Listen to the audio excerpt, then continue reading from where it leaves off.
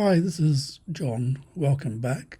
Today I'm showing how to crop a photo into a circle, and I already have this image open in the editor. I'm going to start off by showing you one method which gives maximum flexibility to transform and compose your image within the circle, and then a very quick method which does everything mostly automatically. So let's get started. I'm going to be using the marquee tool, and that can be accessed by pressing M on the keyboard or clicking in the toolbox here on the rectangle if it's showing, or the elliptical marquee if it's showing. From the toolbox at the bottom, or tool options I should say, select the elliptical marquee, and I'm going to hold down the shift key which modifies it to a perfect circle, and then I'm going to drag out across the top of my image to get the part that I want, something like that.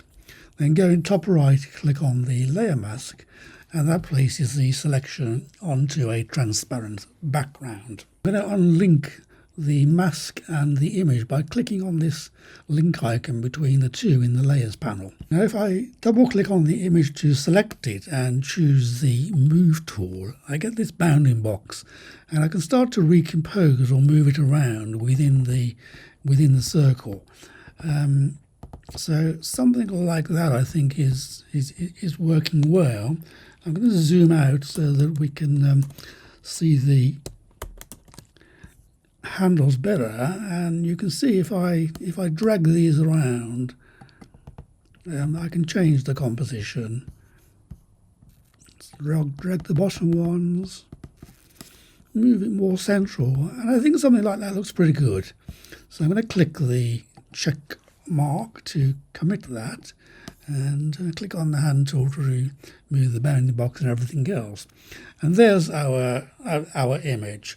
All we need to do now is to use the crop tool and to trim away all the unwanted transparency.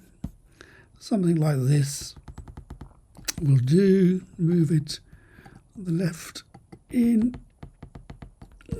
just really close to the edges of the circle will do, and I think something like that is fine.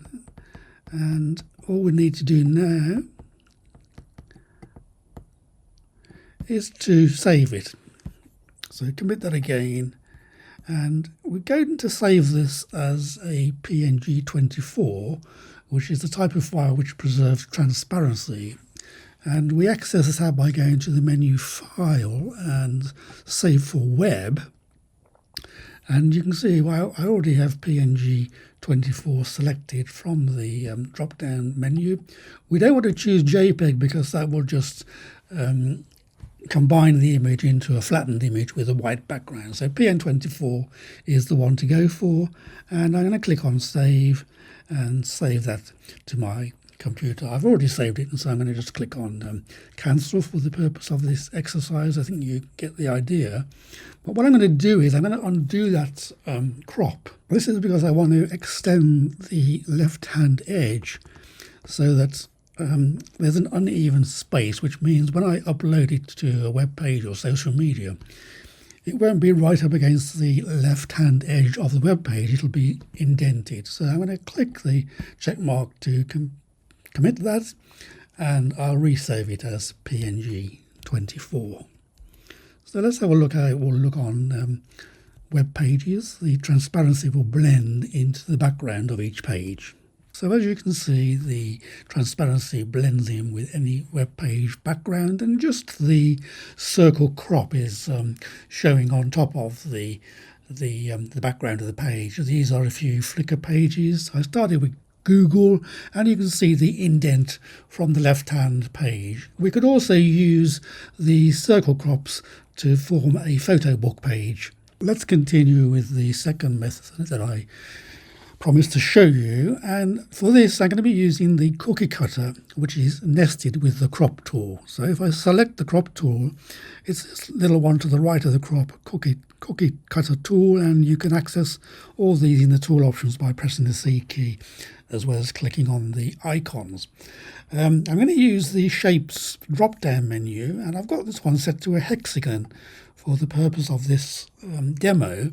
If I put a check mark in the crop box, as well as dragging out the shape and adding the transparency, we'll also get the image cropped to the edges by removing all the unnecessary transparent pixels. So let's just draw out a hexagon for this one and click the check mark, and there we are. We have a hexagon shape and all the transparency cropped to the edges. So let's try a different shape this time, and something with rounded corners I sometimes like to use. And if I drag that out, there we have it. And if I click the check bar, because I have the crop box checked, all the transparent pixels get cropped away, just so that we have rounded corners. And of course we also have where we started the circle shape, which is found lower down. There it is, and that will give the same results as using the manual method. I hope you like this video. Thanks for watching, and see you next time. Bye bye for now.